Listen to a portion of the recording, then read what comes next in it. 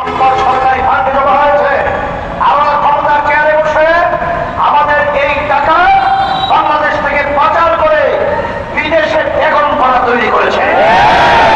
এদের মাধ্যমে আমরা কি পেয়েছি? আমাদের এই স্বাধীন দেশ, যেই দেশ স্বাধীন করতে গিয়ে লক্ষ লক্ষ মানুষ জীবন দিয়েছে, বঙ্গ হয়েছে, অনেক মাতার সন্তানকে হারিয়েছে, এখন পর্যন্ত মায়ের কান্না বন্ধ হয় নাই।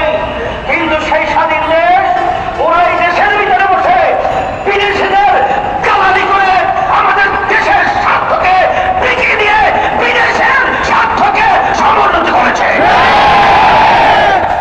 আমাদের বাংলাদেশের মানুষ এই স্বার্থন্বেষী ভাব, এই খুনিদেরকে, এই গুণীদের